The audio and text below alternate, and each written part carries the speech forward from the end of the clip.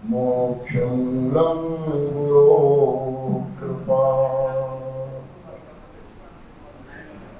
मिलजुल कर आप सब लोग कीर्तन करेंगे। ओम जय गुरुदेव, जय जय गुरुदेव।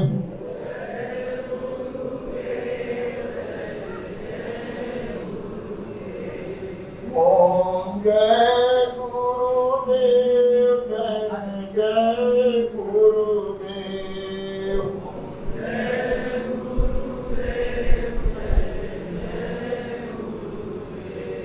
ओम जय गुरुदेव, जय जय गुरुदेव।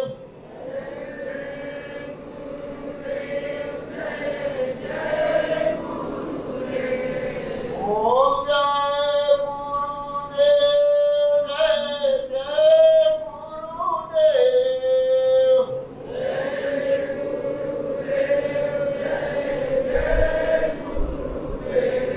ओम जय गुरुदेव, जय जय गुरुदेव।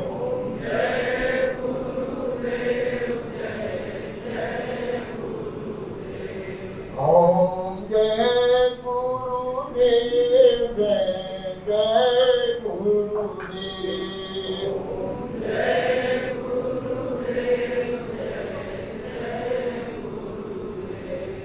ओम जय गुरुपद अम्बुज अनुरागी।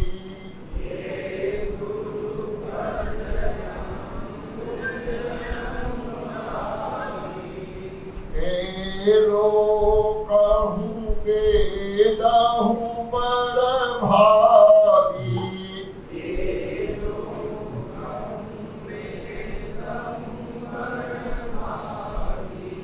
गुरुपद रे शीस के धरहीं।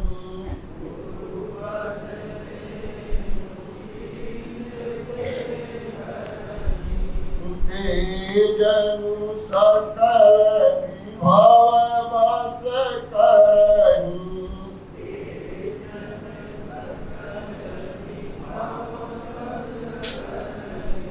ओम जय गुरुदेव, जय जय गुरुदेव।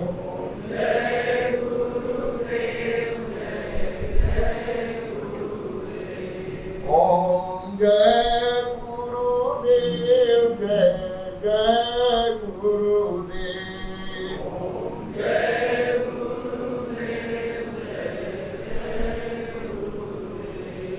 ओम जय गुरुदेव, जय जय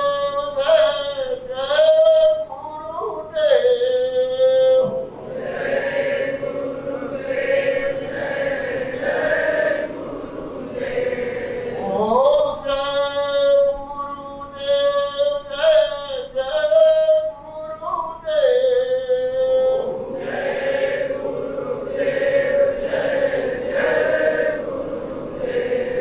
ओम जय गुरुदेव, जय जय गुरुदेव।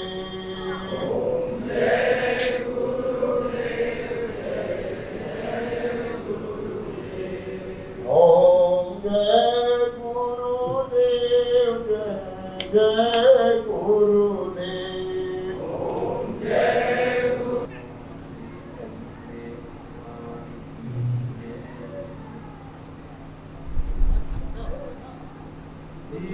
स्वामी जी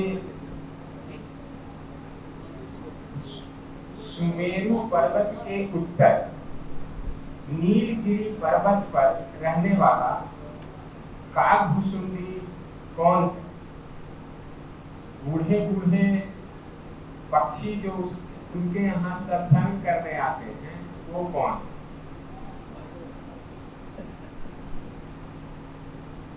काकभुसुंड जी कौन? कौन है? जी और उनके यहाँ जो कथा सुनने आते हैं वो कौन है? जी तो रामायण पढ़े हो? रामायण का ये जिक्र है जी तो रामायण देखा है, जी भगवान। तो वो में तो कौवा जो कौवा होता है काग वो सुन जाए, और तमाम जो पक्षी होते उसी के जात के आकाश में उड़ने वाले, उनको सबको भक्ति बताते हैं, वो सब साधक है। और विशेष रूप से जो रामायण में इसकी कथा आई है तो गरुड़ के नाते आई है। गरुड़ विष्णु भगवान के वाहन है, उनको परमात्मा पे अविश्वास हो गया, विश्वास नहीं रहा, तो वो परेशान होने लगा। तो वो एक गरुड़ के पास गया है, भगवान शंकर के बताए हुए रहते, उन्होंने बोध किया है, क्योंकि गरुड़ भी पक्षी है, कागभूषण भी पक्षी है, तो जात जात का स्वभाव लोग समझते हैं। खग जाने खग ही की भाषा, बजाय नारद जी ने शंकर भगवान के पास भेजा कि गरुड़ तुम बहुत परेशान हो, अशांत हो। तो फिर शंकर भगवान ने कहा कि मिलो मोए मार्ग में मैं तुम्हें कैसे समझाऊं, तो जाओ तुम्हें सुविधा होगी वो गरुड़ के पास, कागभूषण के पास। वहाँ गए तो उन्होंने सब कुछ बताया ना बात।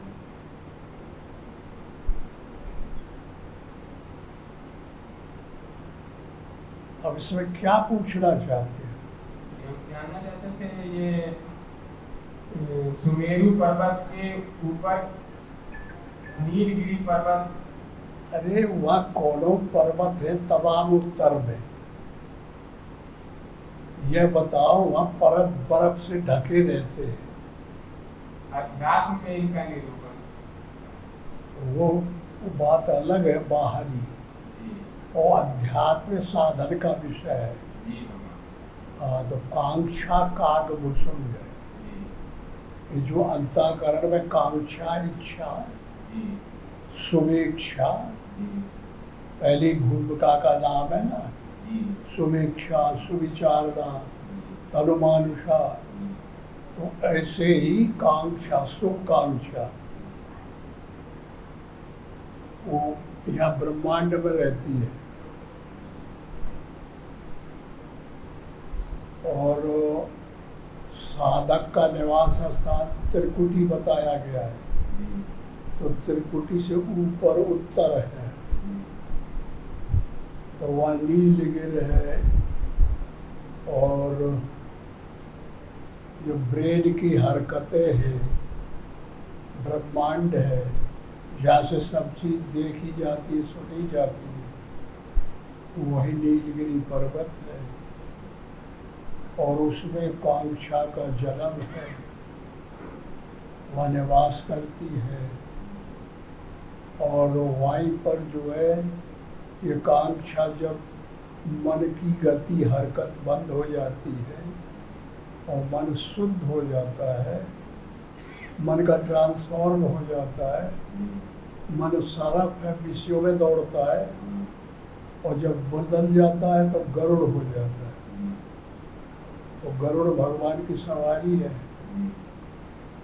तब फिर ठीक हो जाता है, परमात्मा आके हृदय में बैठ जाते हैं। तब फिर सब जितने निर्जीव है, मूलाधार स्वादिष्ठान मणिपुर अनाहत विश्वद, जितने कमल है कोष्ठक है, सब अद्वैत गति को रहते हैं, ये खिल जाते हैं सब। तब जाके कागभूषण की उत्पत्ति होती है। जो साधारण मायिक कांक्षा है ये बदल के सुवेक्षा हो जाती है, परमात्मा की इच्छा होने लगती है। तो उस स्मृति का नाम है कागभूषण, वो अजर अमर स्मृति है। तो वो साधकों को समझाने में कुशल रहती है। एक घाट ये है, दूसरा घाट है गोस्वामी जी का, जो सब जन समूह को बता रहा है। यही रामायण, यही समाधान कृष्ण और उत्तर दे रहा है। और तीसरा घाट है भरद्वाज का, भजन भरद्वाज है और भजन का जानकार जागवल्क है। उनसे प्रश्न करते हैं, वो उनका उत्तर देते हैं। 3 घाट, चौथा घाट है शंकर जी का। वो पार्वती प्रश्न करती है, उनका उत्तर देते हैं। घाट मनोहर 4 जगह ये रामायण मानस हो रहा है। मन और बुद्धि और चित्त और अहंकार 4 अंतःकरण हैं। चारों के एक एक उपलक्ष्य में ये 4 घाट है और चारों उत्तर दे रहे हैं। वो उत्तर कारण शरीर अनुगत चेतन के प्रतिबिंब को दे रहा है और शंकर जी इस शरीर को दे रहे हैं और जागवल्क अंतःकरण को दे रहे हैं और तुलसीदास संसार को दे रहे हैं। ऐसा यह मानस रूप में घटित होता है। समझ में आया? तो इस तरीके से इनको समझना चाहिए। और हर साधक का काम है कि मोटे मोटे रूप से ये अंतर जगत की बातों को हर आदमी समझ ले कि है कैसे। अब जैसे कहते हैं कि गीता में जो है, कहते हैं धर्म क्षेत्रे कुरुक्षेत्रे समवेतायुत्सव मामका पांडवश्च किम कर्वन्ति संजय, किम कुर्वन्ति संजय। क्या कहते हैं? ये सूत्र सबसे पहला सूत्र है गीता का। तो इसमें कहते हैं, धृतराष्ट्र कहते हैं कि संजय, मेरे और पांडु पुत्र युद्ध की इच्छा के में रण करते हुए धर्म क्षेत्र और कुरुक्षेत्र में पहुंच गए हैं। ये बताओ उन्होंने क्या किया वहां जाके। तो धर्म क्षेत्र कहते हैं शरीर को। आत्मा निर्वयव है, उसने सावयव को धारण किया, इसलिए ये धर्म क्षेत्र है। और कुरुक्षेत्र ये में औजार है, सब इंद्रियां है, हाथ करने का, पैर चलने का, आंख देखने का, कान सुनने का, मुंह बोलने का, सब करने में आ गए ना। ये सब औजार आए, तो ये कर्म किया जाता है इनसे। तो ये कौरव क्षेत्र है, कर्म क्षेत्र है, धर्म क्षेत्र और फिर उसके अंदर ये कर्म क्षेत्र। धर्म क्षेत्र कुरुक्षेत्र समवेतायुत्सव मामका पांडव से किम कुर्वन्ति संजय। क्या किया? तो अब आगे का विषय से मतलब नहीं है, इतना ही समझना है। ये शरीर परमात्मा ने धारण किया है, इसलिए इसको धर्म कहते हैं। जो धारण किया जाता है उसका नाम धर्म, और जो धारण करता है उसको कहते हैं धर्मी। समझ में आया?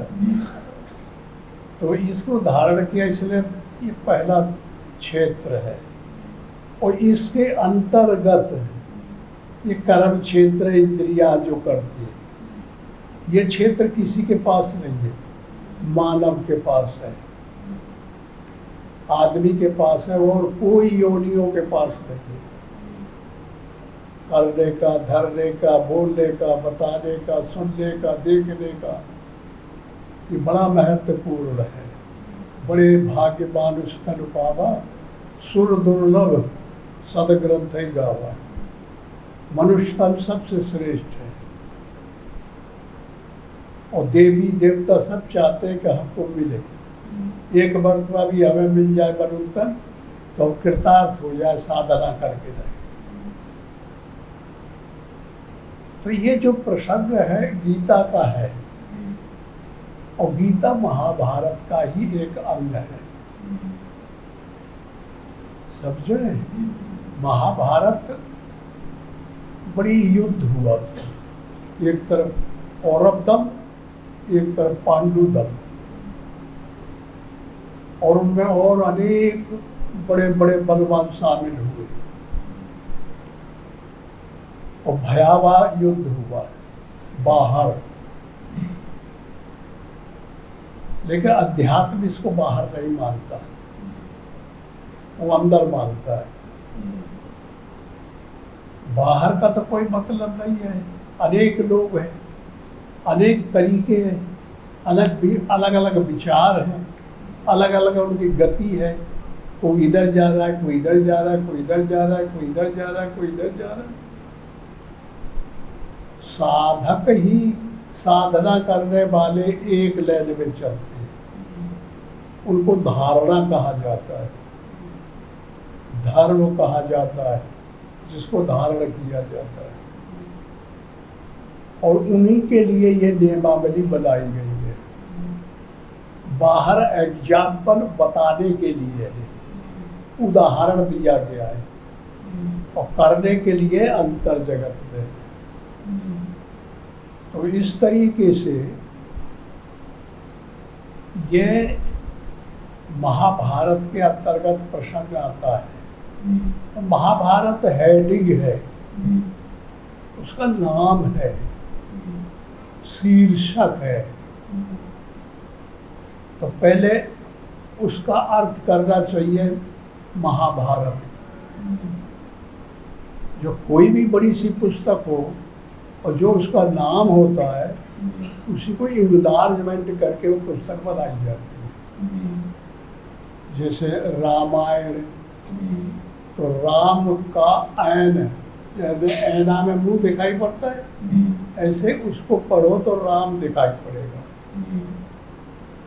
ये हेडिंग है उसकी। ऐसे ही महाभारत है। महाभारत का मतलब होता है, महा कहते हैं एक बहुत बड़ी डिग्री को, जो कोई पुरस्कार करते हैं, बड़ा सा काम करते हैं, उनको सुशोभित की जाती है। तो ज्ञान के सुशोभित करते हैं, कहते हैं महाभारत। महान, भा माने ज्ञान और रत माने कंटिन्यूटी, लगे हुए, जो सदैव लगा रहे, उसको रत कहते हैं। इंग्लिश में कंटिन्यूटी कहते हैं। समझे? तो इस तरीके से जो ज्ञान में लगा हुआ है, उसके अंतःकरण में ये महाभारत हुआ।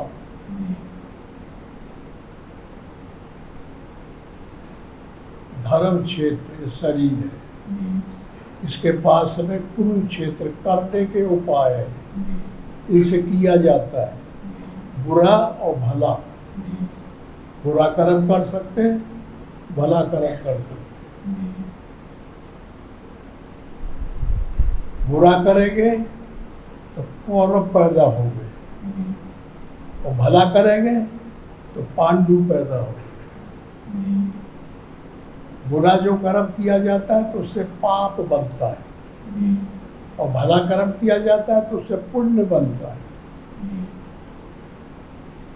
तो पुण्य से पांडु और पाप से कौरव, राक्षस, दानव, बुरे आदमी पैदा हुए। ये परमात्मा की कॉन्स्टिट्यूशन है, परमात्मा का संविधान है ये। अगर दोनों न बनाए जाते तो कंपटीशन न होता, और कंपटीशन न होता तो संसार न होता। पैदाइश बनाई गई तो मरण बना दिया गया, हंसाई बनाई गई तो रुलाई बना दिया गया,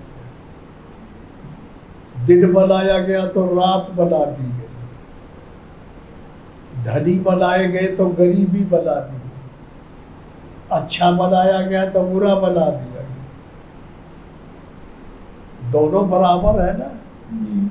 ये परमात्मा का संविधान है, ये प्रकृति है, इसको माया कह सकते हैं, परमात्मा की नीति कह सकते हैं, परमात्मा का संविधान कह सकते हैं। ये में रदो बदल नहीं होता,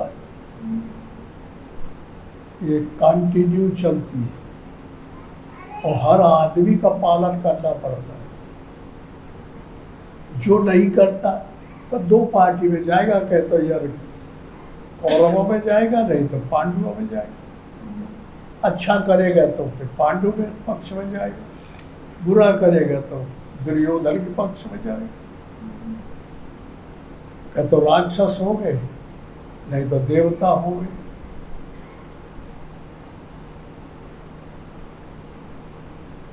हर आदमी उसमें दो में बट जाते हैं और सब काम करने का ढंग जाते हैं। धृष्टराष्ट्र कौन है? हर आदमी के अंतःकरण में अज्ञान को धृष्टराष्ट्र कहते हैं, अंधा, जो आगे की बात न जाने। धृष्टम जेना, मन गलत रास्ते पे चलने वाला है,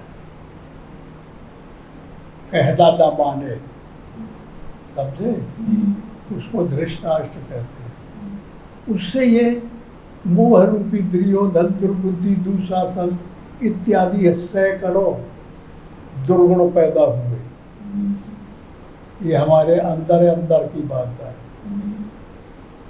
और दूसरे भाई का नाम था पांडु। पांडु कहते हैं पुण्य को, जो सब शुद्ध कर्म का पुण्य बना, उससे पैदा हुए। तो धर्म रूपी धर्मराज, भाव रूपी भीम, अनुराग रूपी अर्जुन, सत्य रूपी सहदेव और नियम रूपी नकुल। ये पांचों तत्व है, पांचों देवताओं के प्रतिरूप है। समझ लो, परमात्मा के काफी नजदीक है। जरूरत पड़ने पर सद्गुण जो परमात्मा की इच्छा के अनुसार रूप धारण कर लेते हैं। देखिए राम रावण के युद्ध में उन्होंने बांदर का रूप धारण किया था और राक्षसों से युद्ध हुआ और फिर राम की विजय कराई। ठीक है, तो राम, उसका नाम पड़ा रामचरित्र मानस, राम के चरित्र मानस। तो रामायण को कोई पढ़ के देख ले तो अपने का चित्र दिखाई पड़ी, राम का चित्र दिखाई पड़ी। हमारा जो जीवन है वो पूरा उसमें आ जाता है। ऐसे ही महाभारत है। मानव का ये शरीर पैदा हुआ, धारण हुआ, आत्मा ने इसका गाइड स्वीकार किया, परमात्मा का अंश है इसमें, और फिर ये विभातियाँ बन गई। ये कर्म का दल जो कि अवाहिज है, गलत है, पाप सम्मित है, और एक पुण्य का दल, और दोनों में संघर्ष होता है। हर आदमी बैठा हुआ है, उसे पता नहीं है, लेकिन अंदर अंदर संघर्ष हो रहा है। मन अंदर संकल्प करता है, उसका नाम मन है। चिंतन करता है, उसका नाम चित्त है। और निश्चय करती है, उसका नाम है बुद्धि। वो अहंकार का काम है, अहंकार। ये मंत्रिमंडल है अंदर, सूक्ष्म शरीर। पहले ये निर्णय लेते हैं कि चलो, तो पैर तब चलता है। बगैर निर्णय लिए चलेगा तो ये शरीर जड़ है। हाथों को अंदर से आदेश आता है करो तो करने लगते, आँख को कहते देखो तो देखने लगते, कान को कहते सुनो तो सुनने लगते। तो ये आदेश का पालन करते हैं। ये धर्म क्षेत्र की बात है, इसमें अनुगत चेतन का प्रतिबिंब आत्मा का है, वो इसको गाइड करता है। और ये शरीर के अंदर जो अंग है कर्म करने वाले, ये जड़ है, इनको आत्मा गाइड करती है और फिर काम कराती है इससे। और गाइड कोई ना करे, जब नहीं अंतःकरण रह जाता है तो कुछ करते पड़े के पड़े रह जाते हैं। इसलिए मन का काम है संकल्प विकल्प करना। हम यूं ये बात बता रहे हैं कि ये साधकों को पृष्ठभूमिका का ज्ञान होना चाहिए कि हम कौन हैं, भजन कैसे किया जाता है, भजन का नाम क्या है। तो ये शरीर क्षेत्र है, आत्मा इसमें नियामक है, कर्म करने की इंद्रियां इसमें जो है कौन क्षेत्र है, इससे कर्म किया जाता है। और इसको साधन करना चाहिए। आत्मा कृष्ण हो गया, समझे। और सजातीय और विजातीय दोनों कौरव और पांडवा हो गए। अब सब चाहते हैं धर्म क्षेत्र में कि हमारा कब्जा हो जाए।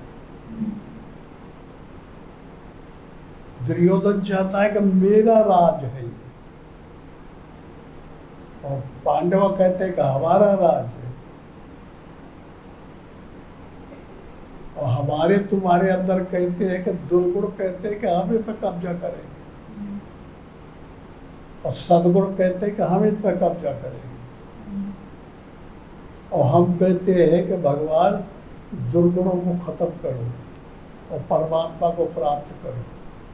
जो दुर्गुणों से और सद्गुणों से परे है, उत्तमा पुरुष स्तन्य परमात्मे उदाहरण। तो इस तरीके से परमात्मा सबसे परे है। उस परमात्मा को पाने के लिए इन दोनों का युद्ध ठंडा करना पड़ता है। ये राक्षस खत्म किया जाए और देवताओं की विजय हो जाए तो परमात्मा में हम पहुंच जाएंगे। ये साधना, धारणा, ध्यान की उपासनाएं सब की जाती है। यम, नियम, त्याग, मौन, देश, काल, आसन, मूल, बंद, देह की समता, नेत्रों की स्थिति, प्रयाण, ध्यान, समाधि। ये 15 अंग से क्रमशः सब ही साधन आ जाते हैं। तो ये क्यों की जाती है कि ये दुर्गुण हमारे ऊपर कब्जा करते हैं। आत्मा को खत्म करके ना इसको, और जैसे वो है तैसा इसको बनाना चाहते हैं। और सद्गुण इसलिए है कि भगवान बन जाए, तो माया बुराई खत्म हो जाए। इसका नाम है अध्यात्म विषय, साधन विषय। तो हम लोग साधन करने वाले जब दुर्गुण राक्षसों को मार डालेंगे तो फिर राम राज हो जाएगा। देखिए, राम और रावण की युद्ध हुआ, और युद्ध में जो है बंदर राम की तरफ थे। यही अंतःकरण के सद्गुण और अंतःकरण के दुर्गुण राक्षस थे, रावण की तरफ थे। और वो चाहते थे कि हम सब कुछ है, और ये चाहते थे कि तुम कुछ नहीं हो, हम है। यही युद्ध है ना, इसी का नाम भजन है। भजन कोई और दूसरी चीज नहीं। और जब भी परमात्मा का कोई नाम लेना शुरू करेगा तो वो उसके अंदर खलबली बन जाएगी, ये युद्ध तान जाएगा, झगड़ा शुरू हो जाएगा। युद्ध का नाम ही परमात्मा का भजन है। तो ये अच्छी तरह से समझ में यही बात आ गीता में कि भाई क्योंकि अलग अलग शास्त्रों के अलग अलग ध्येय हैं। अब देखिए हमारे विचार अपने ढंग के हैं, तुम्हारे अलग होंगे, उनके अलग होंगे, उनके अलग होंगे, सबके अलग अलग है। तो रामायण किसी के दिमाग की उपज है, वो का एक ढंग का होगा, महाभारत एक दूसरे के दिमाग की उपज है, वो का अलग सिद्धांत होगा। और पुराणे हैं, महापुराणे हैं, महाभागवत है, अब ये सब अलग अलग अलग अलग, कहीं कौरव पांडवों का युद्ध, कहीं कृष्ण कंस का युद्ध, कहीं राम रावण का युद्ध, कहीं देव दानवों का युद्ध, कहीं असुर सुरों का युद्ध। और हर पुराणों हर शास्त्रों में युद्ध युद्ध युद्ध। अब ये बताइए धर्म तो शांति से होता है, युद्ध करने से धर्म होगा, साधना होगी? इसलिए और लेके है युद्ध, 18 पुराणों में युद्ध है, रामायण में युद्ध है, भागवत में युद्ध है, गीता में युद्ध है। तो युद्ध जब मारा काटी होगी तब तो साधना तो नहीं हो सकती। तो ये मारा काटी अंतर जगत की है, बाहर की नहीं है। बाहर की मारा काटी होती तो फिर अंदर शांति नहीं हो सकती। इसलिए बाहर का कहा जाता है, लंका में रावण रहा, कहा जाता है कि वह रावण महाभारत हुआ, महाभारत अंदर हुआ। ज्ञान अंदर से आता है, शांति अंदर से आती है, हंसाई अंदर से आती है, क्रोध जब आता है तो अंदर से आता है, बाहर से आता है। हाँ, तो ये अंदर बैठे हैं सब। गोस्वामी जी कहते हैं कि बपुस ब्रह्मांड से प्रवृत्ति लंका, ये जो शरीर है बपुस, ये लंका के सदृश, ब्रह्मांड के सदृश, और उसमें आसक्ति हो गई है हमारी, मेरा शरीर, मेरे हाथ, मेरे मुंह, मेरा पैर, मेरे जुबान, मेरे कान, मेरे आँख, तो मेरे मेरे मेरे, तो हमारी आसक्ति हो गई है। तो लंका क्या है? आसक्ति। आसक्ति को छुड़ाना है, यह है भजन साधन। अनासक्त और आसक्त, आसक्त में कहा जाता है जो माया में फंस गए, विषय में फंस गए, दसों इंद्री विषय में चली गई, तो दशानंद कहते हैं उसको। दसों इंद्रियों से विषया का आनंद लेना, रावण को कहते थे दशानंद। तो बुरे का प्रतीक है वो, राक्षसों का आधिपत्य है वो। और जब हमारी दसों इंद्रियां विषय से रोक ली जाए तो दस रथ हो गया। ठीक दशानंद का उल्टा, दशानंद दसों इंद्रियों से विषय को आनंद ले ले, और दशरथ दसों इंद्रियों को रोक लिया गया, परमात्मा का आनंद लेने वाला दशरथ। इसलिए दशरथ शरीर ये साधना में कुशल हो गया, कौशल्या, और ज्ञान राम आ गए, विवेक लक्ष्मण आ गए, भाव आए भरत, और सत्संग शस्त्र में सदगुण आ जाएंगे पूरे, और उससे आएंगे दुर्गुण आ जाएंगे। इसलिए हमारी साधना क्या होनी चाहिए कि दुर्गुणों से बचना चाहिए और सदगुणों से मिलना चाहिए।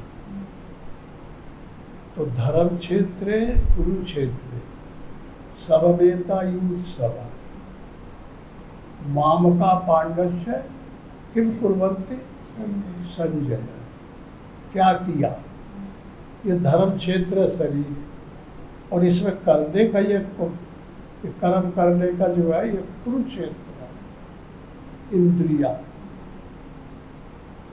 अब ये कर्म कौरव आके करेंगे तो दुर्गुण तैयार हो जाएंगे, अशांति पैदा होगी, लूट मार होगी, जो बड़ा है वो छोटे को मार के खा जाएगा, नीति नहीं रह जाएगी, कायदा नहीं रह जाएगा।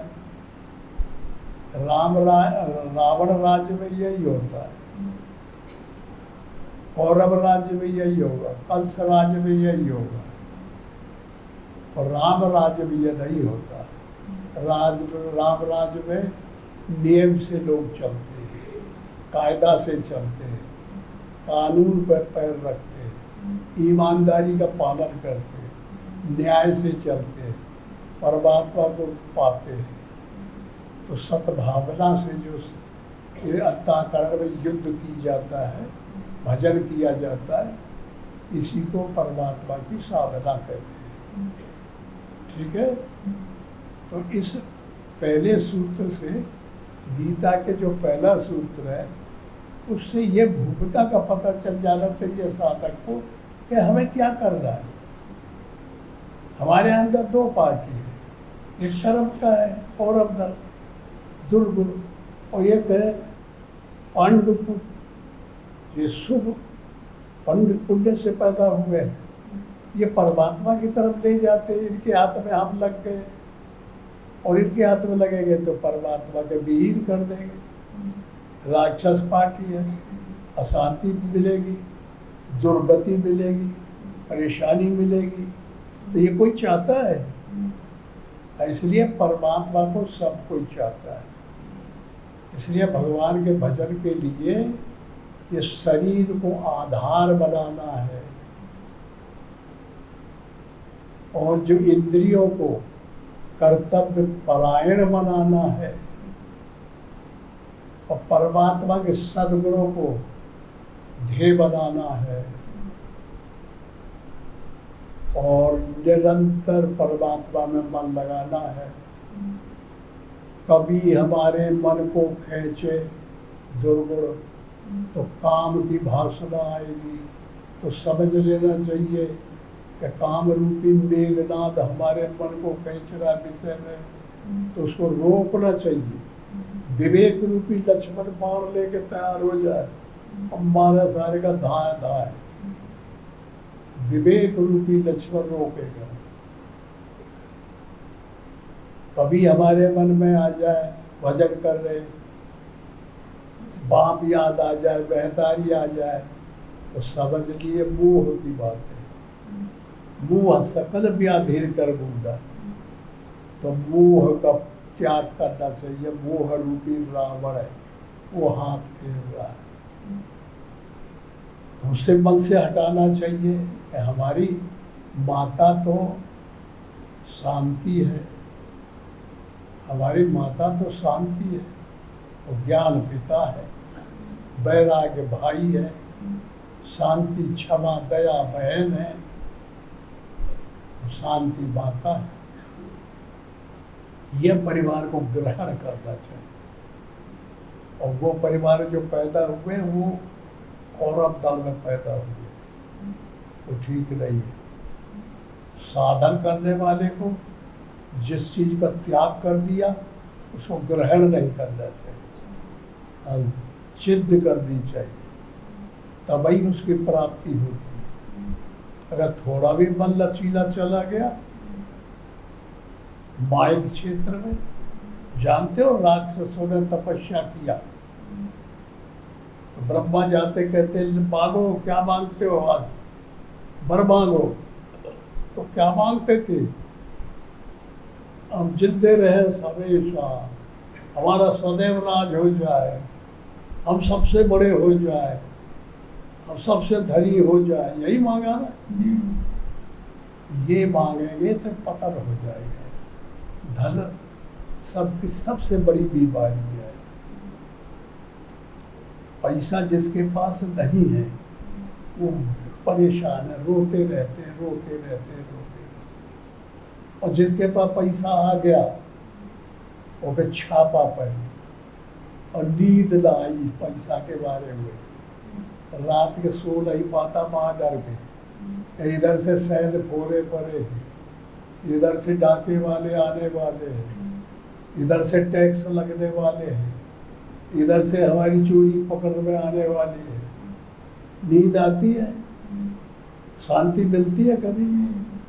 हाँ, तो ये धन धन नहीं है, ये निर्धन है। धन वो है जो शांति दे, आनंद दे, प्रफुल्लता दे, सुख दे, जो दुख और सुख से दोनों से परे है वो सुख दे। वो तो भगवान का नाम देता है, वो तो भगवान का स्मरण देगा, भगवान का साधन देगा, परमात्मा देगा। इसलिए सबसे बड़ी चीज है कि सारे वेद पुराण शास्त्रों से, उनके सूत्रों से हर बात को सीख के अपने पे ढालना है, अपने पे उतारना है। क्योंकि तुम प्रैक्टिकल करने जा रहे हैं, वो थ्योरिटिकल है और लिखा हुआ है। किसी ने किया था, उसने लिख दिया कि मैंने ऐसे ऐसे किया। अब हमारे लिए वो थ्योरिटिकल हो गया, प्रैक्टिकल वो है जो किया जाता है। तो उस गीता, रामायण, भागवत और आप्त पुरुषों से, आप्त महापुरुषों की वाणियों से ये समझ में आता है, तो उसी को उतार के अपने में ढालना चाहिए। इसी को कहते हैं अंतर जगत की बात, इसी को अंतर जगत की साधना कहा जाता है, और इसी से परम गति प्राप्त होती है। समझ में आया? अच्छा, बोलो गुरुदेव भगवान।